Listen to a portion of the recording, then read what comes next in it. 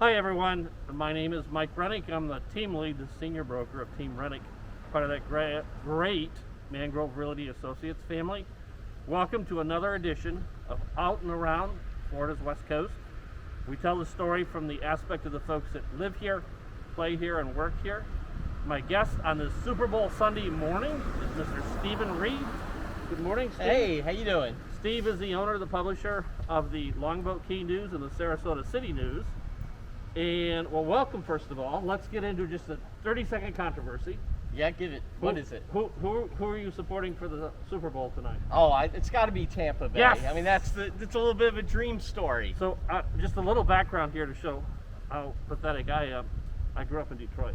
Oh, did you? We never had a football team. Oh, So, well, having Tampa in the Super Bowl at Tampa, this is really cool for me. Yeah, it's exciting, and plus to have a senior citizen quarterback, that's exciting. I wish he can do it. I wish I was his age. Let me tell you. No, this is a real treat. I'm excited, but you know, in a way though, we are in Ground Central. We're in the political hub of Sarasota here, City Hall. So why are we here? Well, for anyone who's alive realizes we had a political election, which brings big change to the country, of course. We similarly had in November a election in Sarasota in the commission. Not quite as exciting as the national one, right? In a way, a lot of aftermath, a lot of regime change since then. Let's talk about that. What happened was 2 new commissioners came in. Longtime Commissioner Willie Shaw lost his seat, and we have the Eric Arroyo came in, and we have Kyle Batty came in. And one of the very first things that happened, and some of these guys campaigned on this, was they wanted to see a change at the very top. Tom Barwin had been here 8 years, and Tom's position was city manager. And city managers always have a lifespan, so it's not even personal. They, 8-10 years, they do things, they upset, they ruffle feathers. Tom ruffled a lot of feathers over time, so he came in, and within a month there's a resignation letter, an agreement to separate, I guess you could call it, like a friendly divorce. So Tom is out. Tom's gone. Who's going to replace Tom? Well, he's already been replaced. Okay. The deputy city manager was promoted as interim, and then now he's the final city manager, all within a month. Okay. So in December that was done, and that's Marlon Brown. So we have a new city manager. First African-American city manager in the city of Sarasota. He's been here for a number of years, was the number 2 in charge, hasn't made waves, hard worker, sort of more behind the scenes. Barwin was the public personality. So he comes in. But then more changes. I was going to ask, that wasn't the only change. No, that's what's kind of interesting about it, is shortly thereafter, we find out that Bernadette DePino resigns. Now, Bernadette's position was? Police chief. Okay. Longtime police chief, very popular. She came in sort of as someone to shake up the old boys club of the city of Sarasota, was the idea. She did a good job. She made an unfortunate, controversial comment at an event recently about, does anybody have a taser? Someone was acting up and acting inappropriate at an event, and she made a joke to her deputies, but wrong joke, inappropriate joke. And it actually blew up on her. And I don't think that, I mean, this is where I'm editorializing. That wasn't the whole reason, obviously. You don't fire your police chief over that, but I think that became a lever. Okay. And so she's out, she resigns, and next, 2 things happen. Brown named the number 2 person in the police department. Prior to her resigning, he named the number 2 person in the police department as the deputy city manager. Okay?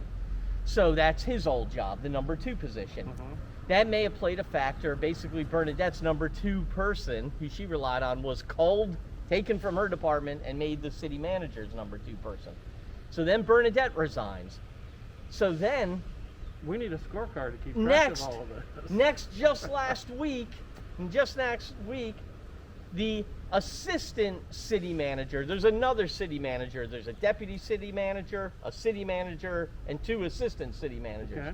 One of the assistant ones, John Liege, who has been here for years, resigns, and he was basically saying that he didn't know what his future was going to be in the department, and he's gone. He's left for a job in Delray Beach. So we've had 3 department head resignations within 2 months and changes.